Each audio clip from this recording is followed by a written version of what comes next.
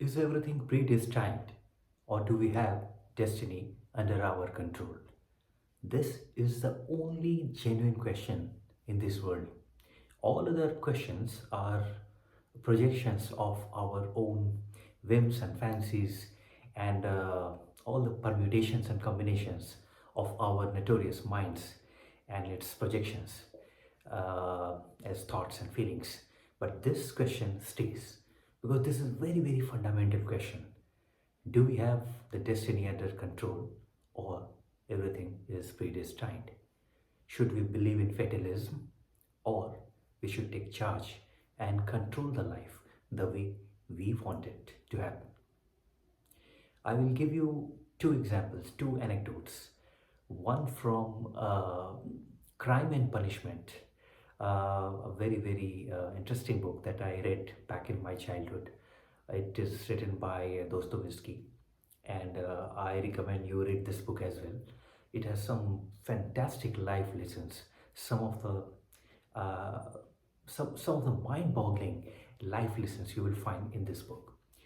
And before that, I will start with one quote by the main protagonist, of course, the negative protagonist in Mahabharata, India's famous epic of where you have this character called Duryodhana, who is saying this to Krishna when Krishna is trying to explaining something good, because Duryodhana is a negative character.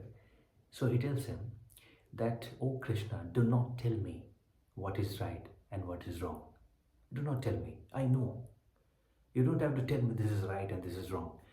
I know what is right and I know what is wrong. But the problem is, despite knowing what is right and what is wrong, I am not able to do what is right. And I don't want to do something artificially. I know this is right and this is wrong. This should not be done. But I feel like doing it." And this is the main question. So, how are these two anecdotes related?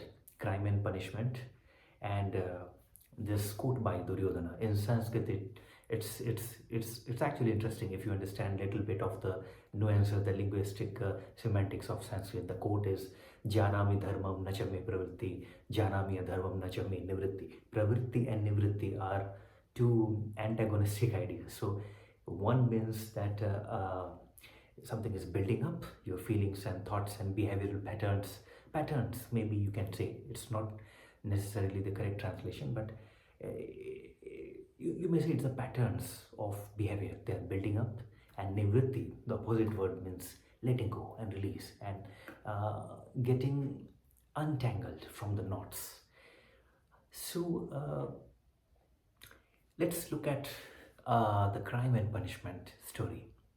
I read it long back, so I don't really remember all the names precisely. But that character called Rashelnikov or Rashkelnikov, something like this, he notices that the old lady is troubling all of this. And day by day, his feelings of vehement protest against her grows within him, and he thinks, why is this old lady surviving? Because she should die, because she is torturing others, and others are suffering from her hands, and this is wrong. He starts this with a sense of right and wrong, but slowly he goes on developing and a sense of a feeling of anger and extreme anger, indignation, rage against this old lady. And one fine day, what happens is he ends up killing that lady. And then he is surprised, and then he finds himself very, very in a paradoxical position. He is perplexed. How could I do it? Did I do this? How could I? Because I'm not this kind of person. What happened? So, what happens is that day by day, inch by inch, he was living through that ideal in his mind. In today's context, we may call it neural networks. So it got developing in his system. Let's say in his system, internal system, and slowly it got to a point where he eventually expressed it externally. Now, when coming to the Mahabharata quote, when Duryodhana is asking this question to Krishna, I will just add one more quote here from the same epic Mahabharata, where Arjuna has the same question to Krishna, and he says in the battlefield that what is it that is making me do something which I don't want to do. So what is it really which is making me do something out of force? Out of extreme impulsion, there is something which is provoking me to uh, do something which I would not have in other place. So Krishna is telling Arjuna here, and this is also the answer to Duryodhana, is that what we call our nature, or in Sanskrit it's Prakriti, if you translate it roughly, is actually consisting of three forms and three gunas. Gunas are, you can say in English, it's character, or again, there is no literal translation, but yeah, you can say it's a three natures, three characters. So one is tamas, which is in today's scientific sense, you may call it inertia. One is rajas, which is activity, and the third one is sattva, which means very very equanimous. So if I give you an example of a car, you may call it brake as an inertia, which will be tamas here.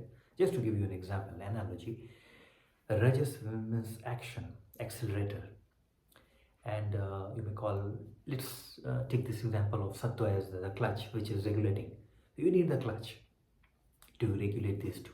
You need the brake, because without brake, without inertia, there is no life. Without inertia, if nothing will happen in this world. So uh, this idea that we don't need a brake is not correct. We need inertia in our life. Only because of inertia there is a friction and the life runs. And then we also need activity, because we need rajas, we need activity, because if there is only inertia, nothing is going to happen. And then there is third one, the sattva, which balances these two. So he says, Krishna is telling Arjuna, and this is also the answer to Duryodhana, that what we are doing and which essentially becomes our karma is actually the sum total of all the impressions of our the interplay between these three forces, and how we balance these three forces determines our external karma, which in turn will govern our destiny. So there is no one keeping track of our balance sheet, that you have done this, so okay, you will be allotted this kind of life, and you will be given this reward. Nothing like that. There is no custodian sitting as such, according to this theory. So everything is in your hands, and how you are regulating and balancing these three is a real question. This is also the idea of the first school of Indian philosophy, which is Sankhya. And when you say, I know this, like Duryodhana, I know this, but I'm unable to do this, then comes the second part, second school of philosophy, Indian philosophy, which is yoga. So yoga comes when you fail to do this. This is why uh, the verse of yoga starts with uh, chitta vritti nirodha, curtailing or the regulation of the fluctuations of mind-body complex. So what are these three theories? And also, by the way, if you take it metaphorically, this will mean that you have three different gods. So inertia, you can denote it to Shiva, and the rajas activity is, you can denote it with, yeah, those who understand it this way, for them this concept is like a Vishnu, or the what the way they call it here. And the sattva is the idea of Brahma. So whichever way people understand it, it's they have a choice. So now when Krishna is telling Arjuna that you are perhaps you are not aware that each moment in life you are feeling a certain imprints of your karma, and it accumulates, it goes on with all its permutations and combination. Then it reaches a point where the final act is committed. But essentially, the final act that you committed is the result of the interplay between these three forces, and nothing is happening imminently. Nothing is happening on that instant, on the spur of the moment, without any cause. So you were feeling the fire. In case of crime and punishments, this part, that protagonist, Raskolnikov, he was day by day, every moment he was seething with anger that this lady is doing wrong. She is torturing others, and she should die. This is wrong. This is wrong. And it got to his veins, and it got to his nerves and mind body systems and everything. And one fine day, he finds himself committing that act of murder, killing that person. Because this did not happen suddenly. Nothing happens here suddenly. So this is the answer. This is the answer. And Krishna is also giving to Duryodhana.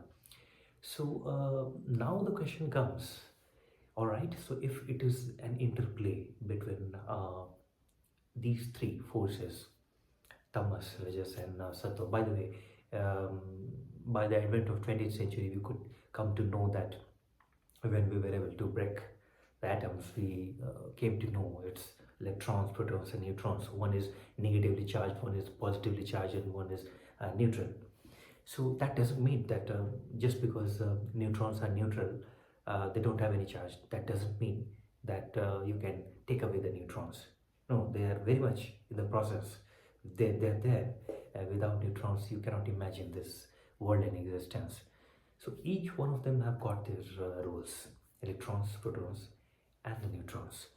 So one is negatively charged, one is positively charged, one is neutral, and each of them will have their play. Now, how we balance and manage these three forces eventually determines and governs our act of karma, and what is being committed will eventually pile up, and eventually our final acts will be the result of what is happening within us. So this is the first school of philosophy, also the Sankhya principle in Indian philosophy, systems of philosophy. Out of the six, the first one is this Sankhya. This talks about these three uh, gunas. So this tamas, rajas, and sattva. Now, if we see that knowing these things, how to develop ourselves, how to grow, because we know, all right, we know that if I'm eating fast food, it is tamas, it is bringing inertia, a definite inertia. It is bringing to my system. We can feel this. If we are eating live foods, which has been just cooked, and we're just eating it. So this is some good food which is bringing us rajas. So how do we all the time keep track of these forces, and how to basically implement this in practice? So then the answer to this lies in the second school of philosophy, which is yoga. And asanas, what has been popularized in modern times, is just one aspect of this yoga philosophy. Of course, it helps, but we cannot end with asanas. So this is a short answer, and I hope you have a lots and lots of questions, because this question merits to breed a volume of tertiary questions, because this is the only genuine question in existence. All other questions are temporary and self-cooked, but this one question is a very, very honest and fundamental question. Do we have our destiny under control, or everything is predestined? In case everything is predestined, why should I do anything? And this is where it gets to a point where we need to reflect on the answer which Krishna is giving to Arjun.